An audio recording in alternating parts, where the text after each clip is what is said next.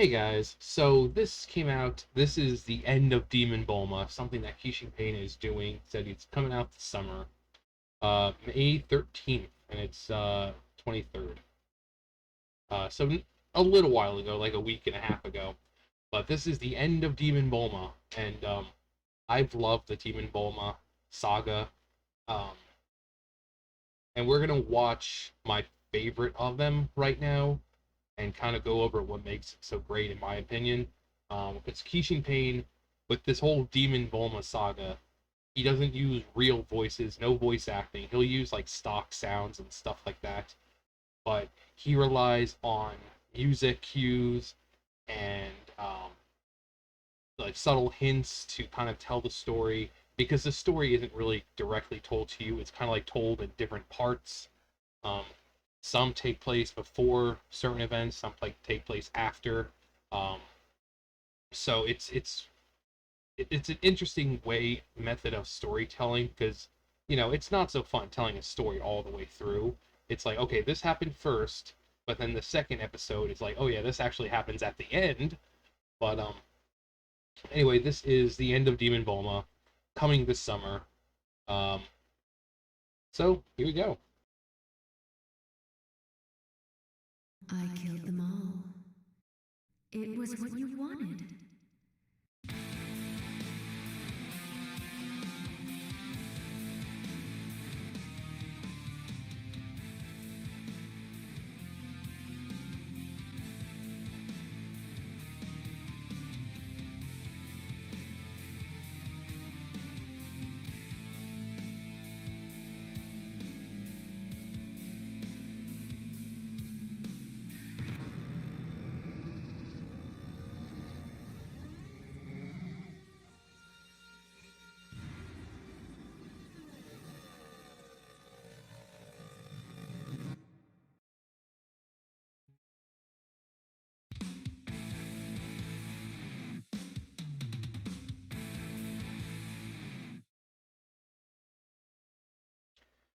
So he also added that because the last Vegito versus Kefla video he made is kind of like a teaser for Alma, who is um, his original character that he created. Um, Alma, she's like a fallen angel who pretty much had her powers, take not taken away, but she she's like a renegade angel almost. But he did one where I forget what God of Destruction it was, but the God of Destruction came along with Shaggy, and Demon Bulma was there. Alma shows up and just obliterates Krillin, who is a God of Destruction at this point, and just completely destroys um, Demon Bulma. So I actually commented on the video and said, actually, wait, I think it is on this video. Okay, so I said, so that whole thing with Shaggy and Alma showing up to destroy Demon Bulma, is that canon or was that just demonstrating Alma's power? So I said, why the hell did you put Shaggy there? He was like, because obviously Shaggy's like this all powerful being, so if you're strong, if you're able to take out Demon Bulma and Shaggy acknowledges you, and I said, is it canon? If it's canon, then would that mean that was the final scene since Bulma killed both Demon Bulma and Krillin? So I'm thinking either it takes place at the very end after this whole Demon Bulma fiasco. I mean, she kills Shenron, she kills Porunga, she kills the Super Dragon, she kills Zeno. So obviously the angels or whoever have to be dispatched to try to take her out, but apparently they must end up dying. And so the only one who can stop them is, Alma, essentially, who's gained all this power. So, but yeah, I mean, she's a cool kind of character. She was kind of put into the story as like Goku's kind of like not a mother, but like a mother-like figure. Um, and this was in Dragon Ball Silver. I was watching those, but yeah. Okay, so we're gonna watch Cursed Kefla, and this is my favorite of the Demon Bulma, like I said, of the saga. Uh, it just gives you an eerie, unsettling vibe the entire time due to the music and the setting and all that. It's just sorry, it was going on in the back. Um, yeah, so it uneasy feeling like the whole time. Uh, the music is used really well. They have it used as an actual song from Pokemon 2000, and I'll get into that after. But we're gonna watch this. I've already watched this, but I don't mind watching it again to kind of, you know. But this is Demon Bulma, Chapter 3, Cursed Kefla. So here you go.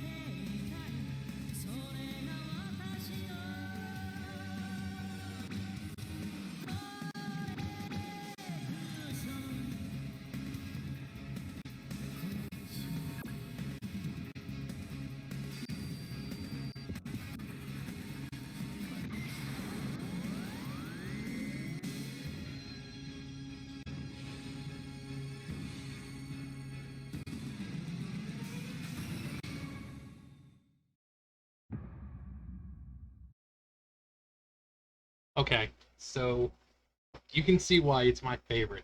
Okay, so at the very beginning, we're not going to watch it again. The very beginning, after chapter 3 pops up, we get this great storytelling. You see the aftermath of everything. This is Akira. Yes, Akira Toriyama, the man who created Dragon Ball. Um, the first thing you see is him dead. His own creation has killed him. So when you're the creator and you created something so powerful that it takes you out, so we see him, and suddenly, we see Frieza, who we saw in the last one. They're setting out to do Frieza stuff. Um, we immediately see that Shenron is dead. We see Goku and Vegeta are all crucified, all Evangelion style. It shows you Demon Bulma at this point has won. She's taken out the universe's mightiest heroes. I mean, when you have Goku and Vegeta who can't even stop this thing, Frieza just kind of chilling in a ship. So Frieza gets in a report: no life forms, corpses. The Dragon Shenron is dead. Which that alone should be like, oh wow. Um, and the entire time the music is playing, it's kind of like just like a chorus, and it's just kind of a flat chorus for a little while, but then it starts to, you just see the light glow. And also, for you Game of Thrones fans, you know who that's a reference to. Put that below. Um, Showing Broly in his confinement obviously sets up for the next one, because we see Broly be released by Frieza at the end. Um, so you see he's kind of under control right now. Everyone's dead. Piccolo, Gohan, Vegeta, Goku, Majin Buu, Krillin, who became a god of destruction, was blown in half. Um, so everyone is dead. And then you see Kefla. So finally it's decrypted. So it says, Frieza, I am Akira. I made a terrible mistake. I wanted a new story, a bigger challenge for my characters. I went too far. He went too far. Also, you got the Mafuba over there. um, he released like a little special showing that Master Roshi showed up and supposedly sealed Bulma inside the Mafuba. Hence why Kefla is there. Kefla was there. Jiren was there. Hence why you saw Jiren. Um,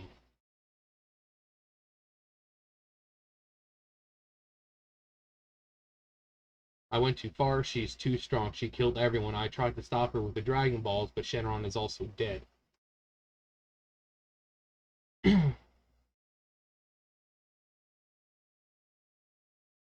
Now she's going to kill me too, which she does. Krillin is the key. You have to wake them up. You have to do it before she infects all. And yeah. So let me actually notice how that it goes and then just stops. Because what happens? That. It's the classic build-up in horror movies. That music, the pitch gets higher and higher and higher and higher until what happens? The jump scare. Perfect. The first time I saw that, I was like, oh my god, that was so good. I mean, it didn't scare me. I was so just, I mean, that face coming out of nowhere to show just how crazy and manipulative and demonic Bulma has become due to being possessed by this demon. I loved it. When I saw this, I was like, oh my god, that is so good. And then suddenly, she goes on her killing rampage. She gets stabbed by Kefla.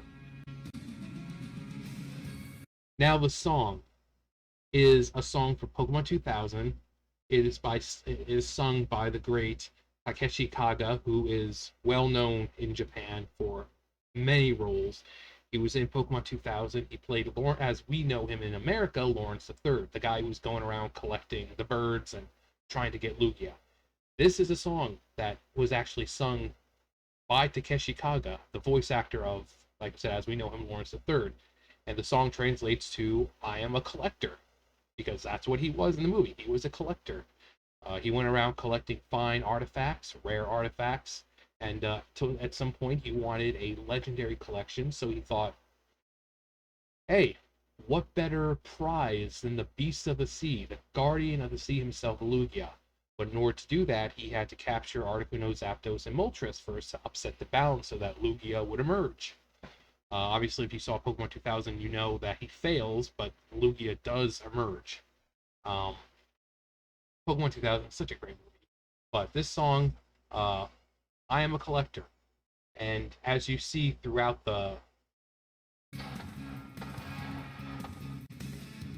as you start seeing throughout the rest of this um, video, you can see very much that Bulma is in fact a collector.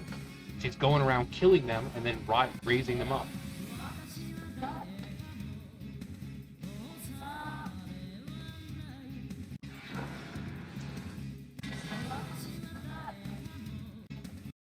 So you see, she's collected Kefla, she's collected Vegeta, Goku, and then she snaps her fingers.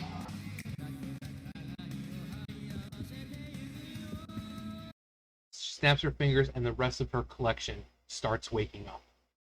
She is, in a sense, a collector, although she doesn't really tend on keeping this collection for the most part. If they get destroyed, they get destroyed. She doesn't care because she can always find more people to raise. But having some of the strongest fighters, Jiren, Hit, Gohan, Piccolo, um, you see Majin Buu. I love how his like head squished in, even though I don't. People were like Majin Buu can't die. It's fiction. You can do whatever you want. Like you got Yamcha, uh, you got Goten right here. So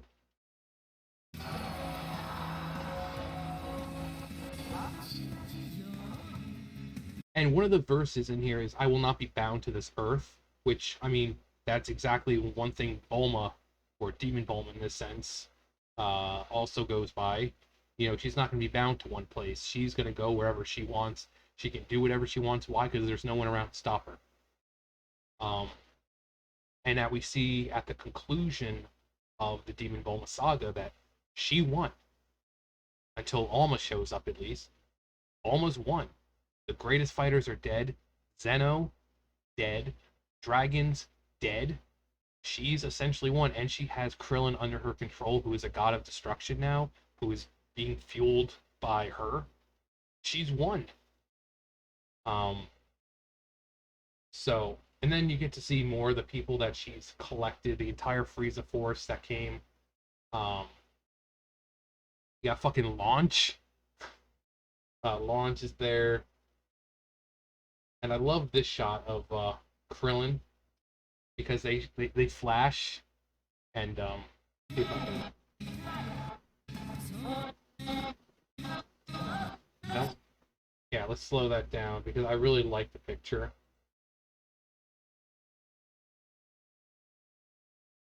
So you see that that Krillin is blown in half, like he's like in a coma type thing, and he's kind of being watched by Whis, who basically keeping him in this meditative state to keep his body there. But I really like that. When I saw that picture, I was like, oh, that's really cool. But you see, and then just when you hear collection, you see the collection. Android 18, Hit, Jiren, Goku, Gohan.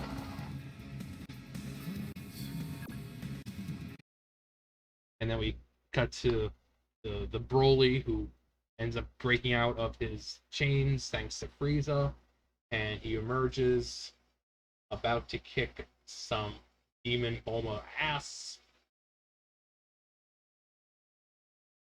And there you go. So like I said, I love the music. I love the build up. Like the point where the music just stops and then you just see Bulma's face with the crazy eyes. I'm like, oh my god, that is so good. Um, the music that he picked out for the whole scene, the collector, it's perfect. It's absolutely perfect. Um, and it doesn't need voice acting or anything like that. It is perfect the way it is. You don't need voices or even sounds sometimes. Sometimes you can just have music soundtrack and convey all you need just with that. Um, and that's what he does here for the most part. He just lets the music and the visuals do the talking. And the best one in my opinion.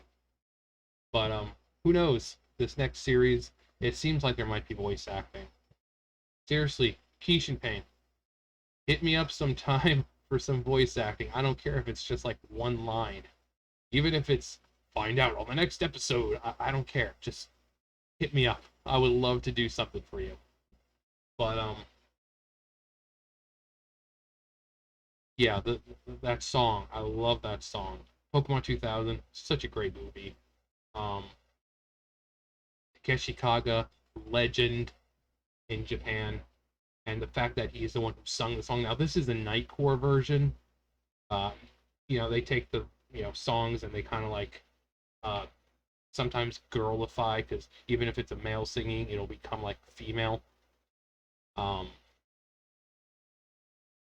but you can just go and find the English version. Actually, I'll just link the English version below. Not English, but the original, the one being sung by Takeshi Kaga, where it's him. Great song, great vocals. Um, like I said, when they have the voice actor doing the songs as well, that's always a plus. Um, like I said, he's an absolute legend. So, but anyways, yeah, I just wanted to watch that and kind of go over it and talk about what was so great about it and kind of break it down. And yeah, Keishin Payne, if you're watching, obviously, as I said, hit me up for some voice stuff. I don't care if it's one line. Also, keep up the good work. Um, hopefully, you don't ruin the whole Demon Bulma thing. I know you said that you didn't want to um, do so much of it because you thought you were going to ruin it. But, I mean, if you have ideas with it, keep going with it if you want. Um, hell, make since it's Demon Bulma, show like the origins of the demon. That I mean, I would love to see, considering Dragon Ball and Dragon Ball Z and GT and all of it. We've really not seen anything of the demon realm. We know that the demon realm exists, obviously Deborah and all these other characters who are from there. Janemba. Actually, Janemba's not really from the demon realm. He was just kind of born of all the evil in Otherworld. But I think what Toa and Mira are from the demon realm. Um, who else? A lot of the demons were some characters from like Xenoverse are from the demon realm. So it's just something that's not been explored. We've seen the Earth, we've seen the afterlife, we've seen the Kai realm, we've seen where Zeno lives, but we've never seen the demon realm. So I would love to see something created about where this demon came from. Um, but hey, it's your you know series. I'm just throwing out ideas for you. Um, but anyways, yeah, keep up the good work. And everyone else, you guys know the drill. Thumbs up, thumbs down, comment, subscribe, all that great stuff. And I'll see you guys next time. Bye, guys.